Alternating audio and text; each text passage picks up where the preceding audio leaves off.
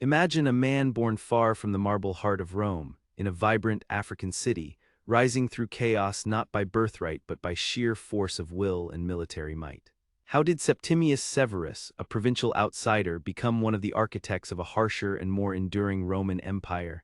This is the story of a founder, a fighter, and the father of a new Rome. When Severus marched into Rome in the late 2nd century, he came not as the Senate's choice but as the army's champion. His path was forged through relentless ambition and civil war, toppling an emperor whose reign lasted mere months.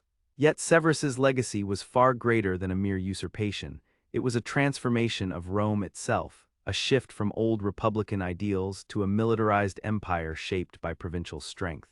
Born in Lepsis Magna in the province known today as Tripolitania, Severus was not heir to the traditional Roman aristocracy. His background was distinct, rooted in the ancient Punic world, overlaid by Roman colonization and culture.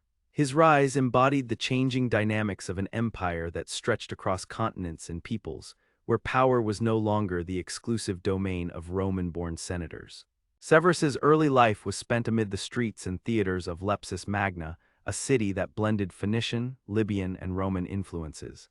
Its strategic role on trans-Saharan trade routes and its centuries-old cultural identity shaped Severus's worldview. Despite this rich heritage, his family had embraced Roman and Greek culture, leaving behind purely Punic traditions. From his youth, Severus's career took him across the empire to Sardinia, Spain, Syria, Gaul, Sicily, and Pannonia, with an essential period in Athens that refined his political acumen.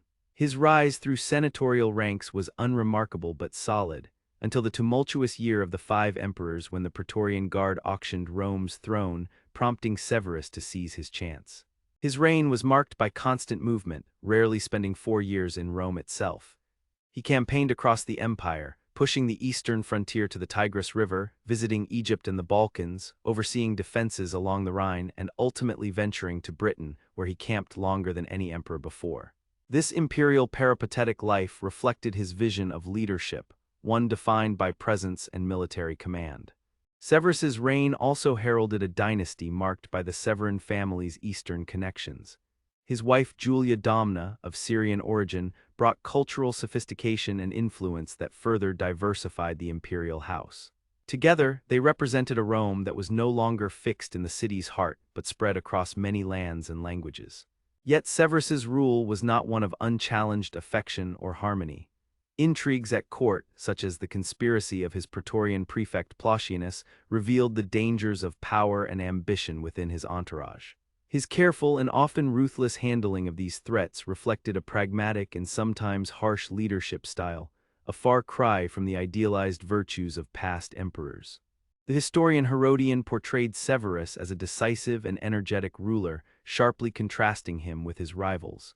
Severus's strategic mind and rhetorical skill allowed him to outmaneuver foes who hesitated or floundered in chaos. His promises to restore order after the murder of Pertinax and his swift justice upon entering Rome cemented his image as both warrior and statesman. Though Severus often emphasized his connection to respected predecessors like Marcus Aurelius, his reign marked a turning point where military power became paramount, overshadowing senatorial tradition. This new reality made Rome a fortress ruled by the sword as much as by law. Severus's African heritage, while personally significant, did not translate into overt favoritism in his policies. His governance and appointments were shaped by merit and opportunity across the empire rather than regional loyalty. African cities did flourish under his rule, but equally as part of the broader Roman imperial policy rather than special privilege. His architectural patronage notably celebrated his hometown of Lepsis Magna, strengthening its stature but serving more as personal homage than a statement of African dominance in Rome. His legacy, therefore, speaks to an empire that embraced diversity and complexity, but ultimately functioned as a unified entity under imperial control. In the final years of his reign, Severus focused on securing his dynasty, imparting his vision on his sons and emphasizing family cohesion despite emerging tensions. The lessons of fraternal harmony he echoed from Marcus Aurelius underscored his hopes for a stable succession, even as the challenges would soon erupt after his death. Ultimately, Septimius Severus stands as a figure emblematic of a late Roman world transformed by the forces of geography, culture, and warfare. From African provinces to the far British Isles, his reign stitched together diverse threads into a tougher, more militarized empire. Today, his story reminds us that empire is often shaped by those who rise from its margins, bringing new perspectives and ambitions.